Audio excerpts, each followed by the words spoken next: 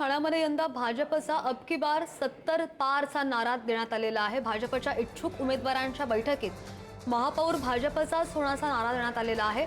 ठाणे महापालिकेमधील 111 पैकी 70हून अधिक जागा जिंकण्याचा भाजपचा निर्धार असणार आहे।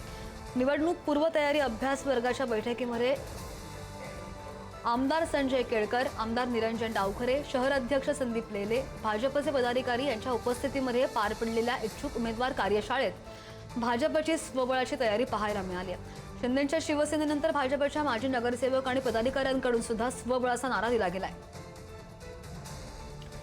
आणखी तपशील घेऊन आमचे प्रतिनिधी निकेश यांच्याकडून। निकेश, काही वेळापूर्वी शिंदेंच्या शिवसेनेची बैठक झाली, त्यांनी सुद्धा स्वबळाचा नारा दिलाय। आता जर भाजप 70 पारचा नारा देते तर हे गणित नेमकं कसं जुळवलं जाणार आहे ठाण्यामध्ये? नक्कीच शिंदेंच्या शिवसेनेनंतर आता भाजपने देखील स्वबळाचा नारा दिलेला पाहायला मिळतोय।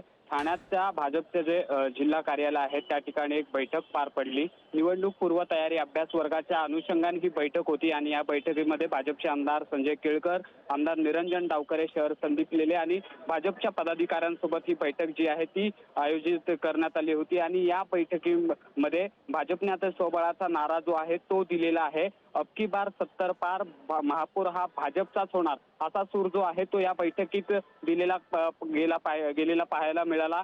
तर या बैठकीमध्ये जे काही माजी नगरसेवक होते, जे पदाधिकारी कार्यकर्ते होते, त्यांना आपापल्या प्रभागामध्ये तयारीला लागा, ही निवडणूक आपल्याला स्वबळावरती जिंकायची आहे, स्वबळावरती लढायची आहे। महायुतीमध्ये आपण एकत्र असलो तरी ही लढाई आहे ती मैत्रीपूर्वक लढाई आपल्याला लढायची आहे। त्यामुळे इच्छुक सर्व माजी नगरसेवकांनी किंवा इच्छुक उमेदवारांनी आता कामाला लागा असा आदेश जो नेत्यांकडनं दिलेला पाहायला मिळतोय। त्यामुळे येणाऱ्या काळामध्ये ठाण्यामध्ये स्वतंत्र दोन्ही मित्र पक्ष जे आहेत ते निवडणूक लढवत आहेत का, किंवा वरिष्ठ नेत्यांकडनं नेमकं काय समोर येते हे पाहणं महत्त्वाचं असणार आहे।